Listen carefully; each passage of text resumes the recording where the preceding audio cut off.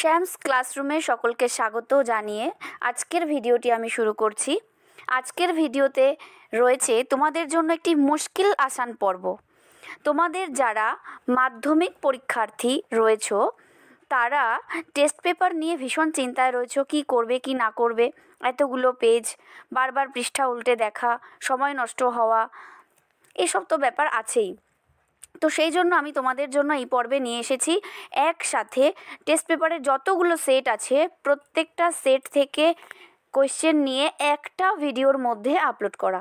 আমি তোমাদেরকে সমস্ত প্রশ্ন একটা ভিডিওর মধ্যে দিয়ে দিচ্ছি এবং এই প্রশ্নগুলি যদি তোমরা রেডি রাখো এবং প্র্যাকটিস করো, তোমাদের কথা দিচ্ছি আর কোনো প্রশ্ন তোমাদের কিন্তু বাঁধবে না। তোমরা কিন্তু সম্পূর্ণ নিরুদ্বিগ্নভাবে প্রশ্নের উত্তর করতে পারবে।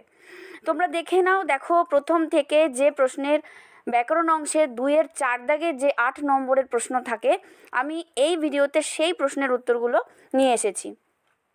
সমস্ত প্রশ্নগুলো পড়া সম্ভব হচ্ছে না, যে প্রশ্নগুলো বারবার রিপিট হয়েছে আমি সেইগুলোকে তোমাদের হাইলাইট করছি, সেইগুলো তোমরা দেখে নাও। আর বাকি যে প্রশ্নগুলো রয়েছে সেগুলো আমি স্ক্রিনে দেখাচ্ছি, তোমরা চাইলে স্ক্রিনশট করে নিতে পারো অথবা আমি তোমাদের পিডিএফ ফর্মে ডেসক্রিপশনের লিঙ্ক দিয়ে দেবো, সেইগুলো তোমরা ডাউনলোড করে নিতে পারো। অথবা প্রথম দিকে রয়েছে যে প্রশ্নটি, গৌণ কর্ম বলতে কি বোঝো? দ্বিকর্ম ক্রিয়ার প্রাণীবাচক কর্মকে গৌণ কর্ম বলে। যেমন আমি তোমাকে একটি বই দিলাম, এখানে তোমাকে গৌণ কর্ম, এটা দিয়ে নানা রকমভাবে প্রশ্ন হয় যে গৌণ কর্মের একটি উদাহরণ দাও, মুখ্য কর্ম কাকে বলে, দ্বিকর্ম ক্রিয়া কাকে বলে, এই সংক্রান্ত নানা রকম প্রশ্ন হয়। সেই প্রশ্নগুলি এরপরে পাবো। দেখো এরপরে রয়েছে বিভক্তি ও অনুসর্গের একটি পার্থক্য। বিভক্তি শব্দের পরে শব্দের সাথে যুক্ত হয়ে বসে, অন্যদিকে অনুসর্গ শব্দের পরে আলাদাভাবে বসে। এই প্রশ্নটি বহুবার এসেছে। সমাস কথার অর্থ কী? সংক্ষেপ। এর সঙ্গে রয়েছে সমাস শব্দটির ব্যুৎপত্তি নির্ণয় করো, যেটা পরে পাবো। সম্পূর্বক অর্শ ধাতুর সঙ্গে ঘং প্রত্যয়। যোগ্যতাহীন বাক্যের একটি উদাহরণ দাও। গরুটি আকাশে উড়ছে, এখানে যোগ্যতা রক্ষা হয়নি। কর্তৃবাচ্য থেকে কর্মবাচ্যে পরিবর্তনের একটি পদ্ধতি উল্লেখ করো। এখানে বলে দেওয়া হয়েছে কর্তৃবাচ্যের কর্তার সাথে র বা এর বিভক্তি যুক্ত হয় এবং তারপরে দ্বারা, দিয়া, কর্তৃক প্রভৃতি অনুসর্গ যোগ করে কর্মবাচ্যে পরিবর্তন করা হয়। পরের অংশ দেখো, ব্যাসবাক্য সহ সমাস নির্ণয় করো। তোমাদের এরকম প্রচুর সমাসবদ্ধ পদ থাকে, এইরকম টাইপের একটা কোয়েশ্চেন তোমাদের থাকতে পারে সেটে। ব্যাসবাক্য সহ সমাস নির্ণয় করো। আমি বলছি না যে সন্ধানিক এই শব্দটি দিয়েই তোমাদের ব্যাসবাক্য নির্ণয় করতে হবে, এরকম আসবে। আমি বলছি এই টাইপের মধ্যে আসতে পারে। দেখো খাগের কলম দেখা যায় একমাত্র সরস্বতী পুজোর সময়। এখানে অর্থগত দিক থেকে এটি কোন বাক্যের উদাহরণ? তাহলে বাক্য পরিবর্তনের দিক থেকেও কিন্তু এই ধরনের কোয়েশ্চেন ভীষণ ইম্পর্ট্যান্ট। একটা বাক্য দেওয়া থাকলো, সেটা কী ধরনের বাক্যের উদাহরণ এবং বাক্য পরিবর্তন করো, এগুলো দেখো। এর পরেও রয়েছে বাচ্য থেকে, বাচ্য পরিবর্তন করো। বৃষ্টিতে ধুয়ে দিল আমার পায়ের দাগ। এগুলো অনেকগুলো সেটে এই প্রশ্নটা এসছে এবং এই একই লাইন তুলে তোমরা দেখে নাও, বৃষ্টির দ্বারা ধৌত হলো আমার পায়ের দাগ। তাহলে ভেরি ভেরি ইম্পর্টেন্ট কর্মবাচ্যে রূপান্তর করা, এটা কিন্তু একটা থাকেই। 7 দিন হলো এক সন্ন্যাসী এসে জগদীশবাবুর বাড়িতে ছিলেন। জগদীশবাবুর পদটি কী কারক ও বিভক্তি নির্ণয় করো। আমি বলে দিচ্ছি, সম্বন্ধ পদ, র বিভক্তি। এরপরে উদ্দেশ্য প্রসারকের একটি উদাহরণ। তোমরা এরপরে পাবে বিধেয় প্রসারকের একটি উদাহরণ বা কাকে বলে, দেখে নাও। অকারক কাকে বলে? তোমরা জানো সম্বন্ধ পদ, সম্বোধন পদ হলো অকারক। এরপরে রয়েছে দ্বিকর্ম ক্রিয়া কাকে বলে, দ্বিকর্ম ক্রিয়ার উদাহরণ দাও। রাম শ্যামকে একটি বই দিল, এখানে শ্যাম এবং বই দুটি কর্ম আছে। নেক্সট দেখো মন মাঝি, এটা কি ধরনের সমাস? রূপক কর্মধারায়। এরপরে রয়েছে নিত্য সমাস কাকে বলে? বাবুটির স্বাস্থ্য গেছে কিন্তু শখ 16 আনাই বজায় আছে, এটাও বাক্য পরিবর্তন করা আছে। এরপরে রয়েছে সরল ও যৌগিক বাক্যের একটি পার্থক্য লেখো। আনসার করে দেওয়া আছে, দেখে নাও।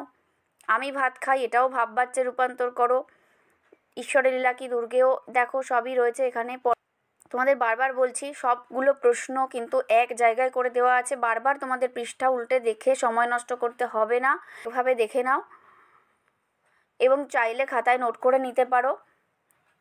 এবং ভিডিওটি অবশ্যই লাইক করো এবং শেয়ার করো বন্ধুদেরকে। আর অবশ্যই চ্যানেলে নতুন হয়ে থাকলে প্লিজ সাবস্ক্রাইব করো এরকম আরও ভালো ভালো ভিডিও পেতে।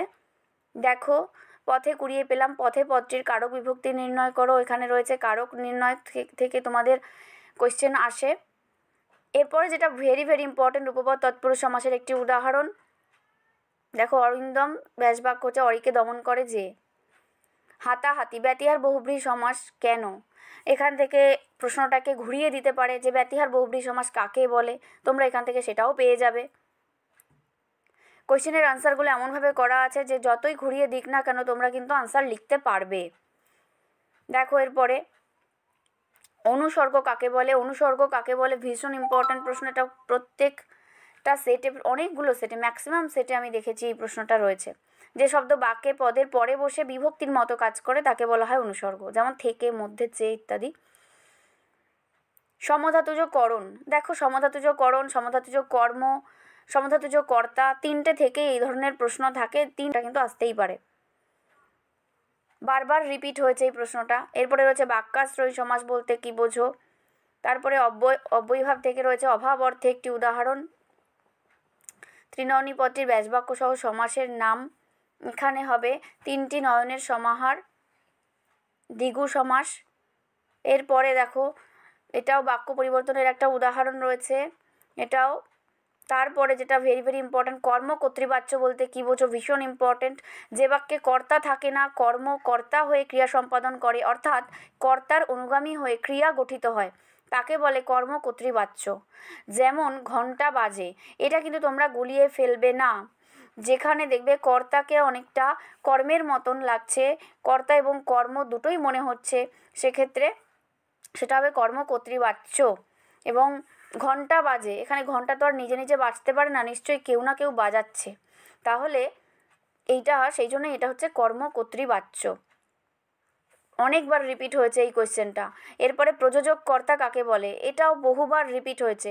কর্তা নিজে কাজ না করে অন্যকে দিয়ে করিয়ে নিলে তাকে বলা হয় প্রযোজক কর্তা। যেমন মা ছেলেকে চাঁদ দেখান, এখানে মা হচ্ছে প্রযোজক কর্তা।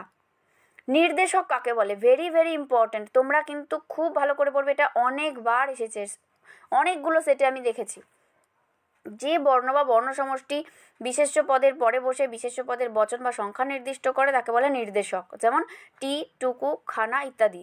এবার তোমরা নির্দেশকের সঙ্গে নির্দেশক বাক্য কিন্তু গুলিয়ে ফেলবে না। নির্দেশক বাক্য হলো যে বাক্যের দ্বারা কোনো বিবৃতি বোঝায় বা কোনো সাধারণ ঘটনার উল্লেখ বোঝায়, সেটা হচ্ছে নির্দেশক বাক্য। তার আবার দুটো ভাগ আছে, অস্তর্থক বাক্য আর নৈঅর্থক বাক্য। যেমন যেটা তোমরা বলো হ্যাঁ বোধক বাক্য বা না বোধক বাক্য, সেটা হচ্ছে নির্দেশক বাক্য। আর এই নির্দেশক কিন্তু সবসময় সংখ্যা বা বচনকে নির্দেশ করে। সহযোগী কর্তা কাকে বলে? একটি উদাহরণ দাও। এরপরে রয়েছে একশেষ দ্বন্দ্ব, একশেষ দ্বন্দ্ব। তারপরে রয়েছে সিংহদ্বার শব্দটির ব্যাসবাক্য সহ সমাস, সমাস নির্ণয়। বাক্য নির্মাণের শর্তগুলো কি কি? যোগ্যতা, আকাঙ্ক্ষা, আসক্তি। নেক্সট, ক্রিয়া বিশেষণ খণ্ড বলতে কি বোঝায়? যা ক্রিয়াকে বিশেষিত করে তা হলো ক্রিয়া বিশেষণ। ক্রিয়া বিশেষণ খণ্ড হলো বিধেয় অংশের ক্রিয়াকে যে বিশেষিত করে, যেমন বাতাস জোরে বইছে, এখানে জোরে বইছে এটি ক্রিয়া বিশেষণ খণ্ড। এরপরে বিধেয় প্রসারক, এর আগে আমরা পেয়েছিলাম উদ্দেশ্য প্রসারক, ঠিক তেমন বিধেয় প্রসারক। কর্মবাচ্য কাকে বলে? এর উদাহরণ দাও। অনেকবার রিপিট হয়েছে অনেকগুলো সেটে, তো 90% 95% সেট এই কোয়েশ্চেনগুলোই কিন্তু তোমরা রিপিট পাচ্ছ। শিশুরা খেলছিল মায়ের কোলে, বাক্যটিকে ভাববাচ্যে রূপান্তর করো। আমি বলে দিচ্ছি, শিশুদের খেলা হচ্ছিল মায়ের কোলে। এরপরে সন্ধিও সমাসের একটি পার্থক্য, ভীষণ ইম্পর্ট্যান্ট প্রশ্ন, এটা প্রত্যেকবার তোমাদের অনেকগুলো সেটে, অনেকগুলো প্র্যাকটিস সেটে দেখেছি, এবং এই এবিটিএ টেস্ট পেপারের মধ্যে অনেকগুলো সেটেই কিন্তু ঘুরে ফিরে এই প্রশ্নটা এসেছে নানাভাবে। সমাস হলো দুই বা ততোধিক পদের অর্থগত মিলন, অন্যদিকে সন্ধি হলো পাশাপাশি দুটি বর্ণের মিলন। এরপরে যে প্রশ্নটা ভীষণ ভীষণ ইম্পর্টেন্ট, সেটা হচ্ছে দেখে নাও দ্বিকর্ম ক্রিয়া কাকে বলে? যে বাক্যে ক্রিয়া দুটি কর্ম থাকে তাকে দ্বিকর্ম ক্রিয়া বলে। যেমন রাম শ্যামকে একটি বই দিল, এখানে শ্যামকে কর্ম এবং বই এটাও কর্ম। এবার এই প্রসঙ্গে বলে রাখি, শ্যাম হচ্ছে প্রাণীবাচক, তার মানে এটা গৌণ কর্ম, আর বই হলো অপ্রাণীবাচক, তার মানে এটা মুখ্য কর্ম। এরপরে দেখো কথাটা ছড়িয়ে পড়লো, নাবাচক বাক্যে রূপান্তর করো, কথাটা গোপন থাকলো না। এরপরে নির্দেশক বলতে কি বোঝো, যেটা আমি তোমাদের একটু আগেই ডিকটেট করে দিলাম। তারপরেও রয়েছে কারক বিভক্তি নির্ণয় করে দেওয়া আছে এখানে। এরপরে যেটা ভেরি ভেরি ইম্পর্ট্যান্ট, উপমিত উপমান কর্মধারয় সমাসের একটি পার্থক্য লেখো। এবার এই প্রসঙ্গে তোমাদের বলে রাখি, সমাসের উপর একটা ভিডিও, 2-3টে ভিডিও কিন্তু আমি তোমাদেরকে আপলোড করে দিয়েছি। সমাস সম্পর্কে বিস্তারিত আলোচনা পেতে গেলে, বুঝতে চাইলে খুব সহজেই তোমরা কিন্তু সেই ভিডিওগুলো অবশ্যই দেখবে এবং চ্যানেলটি অবশ্যই সাবস্ক্রাইব করে রাখবে এবং পাশের বেল আইকনটিতে অল করে রাখবে, যাতে তোমাদের সমস্ত ভিডিও আপলোডের নোটিফিকেশান তোমাদের ফোনে তোমাদের কাছে পৌঁছে যায় সবার আগে। দেখো এখানে বলে দিচ্ছি, অনেক বইতে তোমরা পাবে যে উপমান কর্মধারয় সমাস হচ্ছে উপমেয় উপমান যোগ সাধারণ ধর্ম এর সাথে হচ্ছে, কিন্তু না, উপমেয় যোগ সাধারণ ধর্ম এইভাবে আমি করেছি কারণ কর্মধারয় সমাসে সবসময় কিন্তু পূর্বপদের প্রাধান্য থাকে। তাহলে উপমান যোগ সাধারণ ধর্ম হলে সেক্ষেত্রে উপমানের প্রাধান্য হচ্ছে না, সংজ্ঞার সাথে কিন্তু এটা মিলছে না। তুমি যদি এইভাবে করো তাহলে কিন্তু কোনো দিন ভুলবে না, দুটোতেই উপমিত উপমান দুটোতেই উপমেয়কে প্রথমে রাখবে এবং পরে উপমেয় যোগ উপমান হলে উপমিত কর্মধারায় এবং উপমেয় যোগ সাধারণ ধর্ম হলে উপমান কর্মধারায় সমাস, এইভাবে তোমরা মনে রাখবে। এরপরে দেখো হস্তাক্ষর শব্দটির ব্যাসবাক্য সহ সমাস আমি বলেইছি। এরকম কিছু কিছু থাকবে সমাসবদ্ধ পদ যেগুলোর ব্যাসবাক্য নির্ণয় করতে হবে।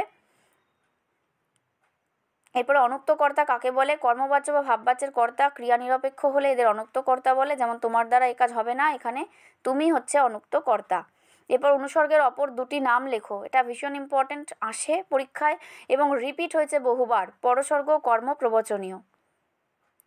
এরপরে দেখো কোন সমাসের পূর্বপদ প্রধান হয়? অব্যয়ীভাব সমাসে। এরপরে দেখো বাক্য পরিবর্তন রয়েছে, সরল বাক্য কাকে বলে, জটিল বাক্য কাকে বলে তার উদাহরণ, কর্মবাচ্য ভাববাচ্যের পার্থক্য, বিভক্তি ও নির্দেশকের মধ্যে পার্থক্য ভীষণ ইম্পর্ট্যান্ট, আমি তোমাদের আলোচনা করে দিয়েছি একটু আগে। বিভক্তি হলো বর্ণ বা বর্ণগুচ্ছ যা শব্দের সঙ্গে যুক্ত হয়ে শব্দকে পদে পরিণত করে, অন্যদিকে নির্দেশক হলো বর্ণ বা বর্ণগুচ্ছ যা শব্দের সঙ্গে যুক্ত হয়ে বচনকে নির্দেশ করে। নেক্সট ভেরি ভেরি ইম্পর্ট্যান্ট, নিরপেক্ষ কর্তা কাকে বলে দেখে নাও। এরপরে সমাস শব্দটির ব্যুৎপত্তি আমি আগেই বলেছিলাম, ওখানে ছিল সমাস শব্দটির অর্থ কী, যে কোনো একটা থাকতেই পারে, কিন্তু আর এই প্রশ্নগুলো কিন্তু ভীষণ ইম্পর্টেন্ট, অনেকবার রিপিট হয়েছে। করণে বিপসা রিপিট হয়েছে বহুবার, কর্মে বিপসা ছিল রিপিট হয়েছে। কারক ও অকারক পদের প্রধান পার্থক্য কী? দেখো ক্রিয়ার সঙ্গে বাক্যের অন্যান্য পদের সম্পর্ক যা তাই কারক, আর অন্যদিকে ক্রিয়ার সঙ্গে বাক্যের অন্যান্য যে পদগুলির কোনো সম্পর্ক থাকে না তাই অকারক। ব্যাসবাক্য কাকে বলে? প্রযোজ্যকর্তা কাকে বলে? কর্মবিপসা কাকে বলে? নির্দেশক বাক্য কাকে বলে? বলে দিয়েছি নির্দেশক বাক্য কাকে বলে। এরপরে দেখো পূর্বপদে সংখ্যাবাচক বিশেষণ হয় কোন কোন সমাসে? দ্বিগু সমাস এবং সংখ্যাবাচক বহুব্রীহি সমাসে। এই প্রশ্নটা কিন্তু ঘুরিয়েও থাকে অনেক সময়, যে সংখ্যাবাচক বহুব্রীহি সমাস কাকে বলে বা দ্বিগু সমাস ও সংখ্যাবাচক বহুব্রীহি সমাসের পার্থক্য কী, সেটা কিন্তু তোমাদের আগেই ছিল, আমি সেটা তোমাদের বলে দিয়েছি। এরপর হলো মোট প্রশ্ন। এই প্রশ্নগুলো তোমরা ভালো করে রেডি করো, এগুলো করলেই তোমরা কমন পাবে এবং বারবার এই প্রশ্নগুলো কিন্তু টেস্ট পেপারের অন্যান্য সেটের মধ্যে বারবার রিপিট হয়েছে। তোমরা পরবর্তী যে সেটগুলো আছে বাড়িতে বসে পরীক্ষা দিতে পারো, দেখবে পরীক্ষাতে কিন্তু তোমাদের একটুও আটকাবে না এবং যতই ঘুরিয়ে দিক না কেন প্রশ্ন তোমরা অবশ্যই সলভ করতে পারবে এবং অত্যন্ত সংক্ষিপ্ত সময়ে তোমরা পুরো টেস্ট পেপার সহজেই সলভ করে নিতে পারছো। ভিডিওটি অবশ্যই লাইক করো, শেয়ার করো এবং চ্যানেলে নতুন হয়ে থাকলে সাবস্ক্রাইব করো আর পাশের বেল আইকনটিতে অবশ্যই অল করে রাখো, তাহলে পরবর্তী নোটিফিকেশন সবার আগে তোমার ফোনেই পৌঁছে যাবে। ভালো থেকো, সুস্থ থেকো।